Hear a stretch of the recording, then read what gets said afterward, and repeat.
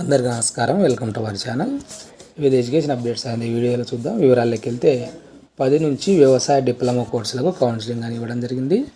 తెలంగాణకు సంబంధించి తెలంగాణ రాష్ట్ర వ్యవసాయ విశ్వవిద్యాలయ పరిధిలోని పాలిటెక్నిక్లు, వర్సిటీ గుర్తింపు పొందిన ప్రైవేట్ పాలిటెక్నిక్లలో 2 సంవత్సరాల వ్యవసాయ, సేంద్రియ వ్యవసాయ డిప్లొమా కోర్సులు, అదేవిధంగా 3 సంవత్సరాల డిప్లొమా ఇన్ అగ్రికల్చర్ ఇంజనీరింగ్ కోర్సులో ప్రవేశాలకు ఈ నెల 10వ తేదీ నుండి 12వ తేదీ వరకు మనకు కౌన్సిలింగ్ అనేది జరుగుతుంది. ఎక్కడంటే రాజేంద్ర నగర్లోని విశ్వవిద్యాలయ ఆడిటోరియంలో కౌన్సిలింగ్ అనేది జరుగుతుంది.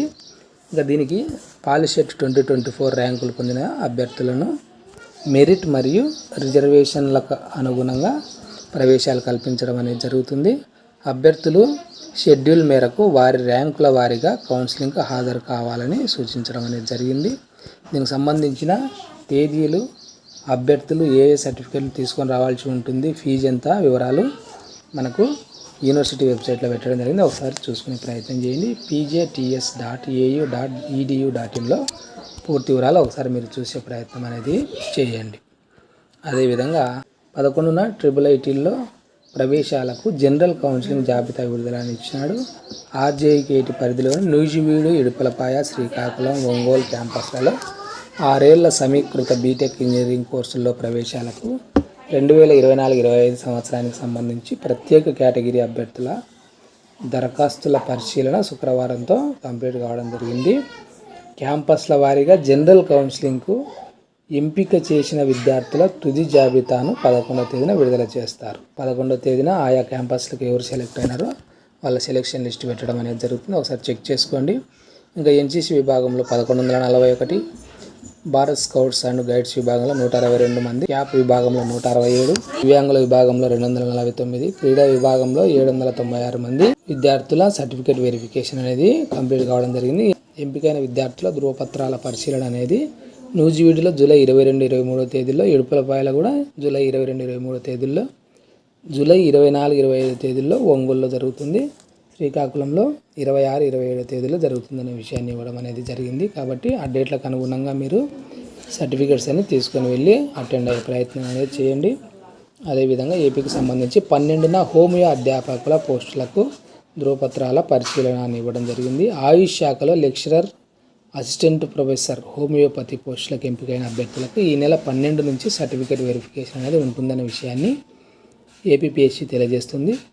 అభ్యర్థులు ఆన్లైన్లో మెమో డౌన్లోడ్ చేసుకొని సంబంధిత ధృవపత్రాలతో ఉదయం 10 గంటలకు ఏపీపీఎస్సీ కార్యాలయంలో మీరు హాజరు కావాల్సి ఉంటుంది.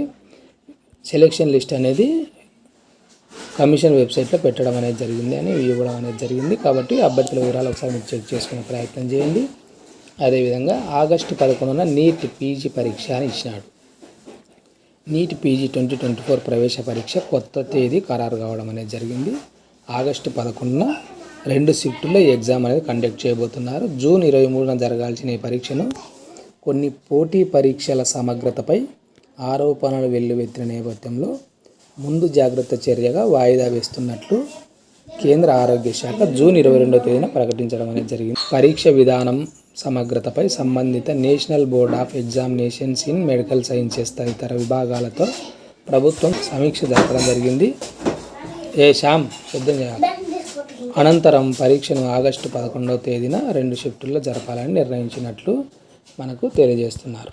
అదేవిధంగా తెలంగాణకు సంబంధించి బాసర ఆర్జేకేటీలో సర్టిఫికేట్ పరిశీలన అనేది ఇవ్వడం అనేది జరిగింది. పీయూసీ మొదటి సంవత్సరం ప్రవేశాల కోసం క్రీడా, దివ్యాంగుల కోటాలో దరఖాస్తులు చేసుకున్న విద్యార్థుల సర్టిఫికేట్ వెరిఫికేషన్ అనేది కంప్లీట్ కావడం జరిగింది. దీనికి సంబంధించి షెడ్యూల్ ప్రకారం విద్యార్థుల జాబితాను విడుదల చేస్తామని అధికారులు తెలియజేస్తున్నారు. బుధవారం విడుదల చేసిన జాబితాలో చోటు దక్కించుకున్న విద్యార్థులకు ఈ నెల 8, 9, 10 తేదీల్లో కౌన్సిలింగ్ అనేది ఉంటుంది. ఎంపికైన విద్యార్థులందరూ అధికారులు చెప్పిన సర్టిఫికేట్లు తీసుకొని రావాల్సి ఉంటుంది. కాబట్టి ఫస్ట్ ఫేజ్ కౌన్సిలింగ్కి మీరు హాజరయ్యే ప్రయత్నం చేయండి. మొత్తం మనకు 1404 సీట్లు ఉండగా అత్యధికంగా సిద్దిపేట నుంచి 330, నిజామాబాద్ జిల్లా నుంచి 150 మంది ఎంపిక కావడం అనేది జరిగిందని ఇవ్వడం అనేది జరిగింది.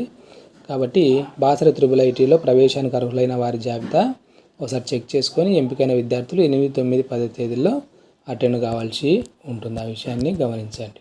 అది ఫ్రెండ్స్, వివిధ ఎడ్యుకేషన్ అప్డేట్స్. ఈ వీడియో మీకు ఉపయోగపడి అనిపిస్తే తప్పకుండా లైక్ చేయండి, మీ ఫ్రెండ్స్కి కూడా షేర్ చేయండి. ఇలాంటి ఎడ్యుకేషన్ అప్డేట్స్ మిస్ కాకుండా ఉండడానికి ఛానల్ను సబ్స్క్రైబ్ చేసుకోండి. Thank you.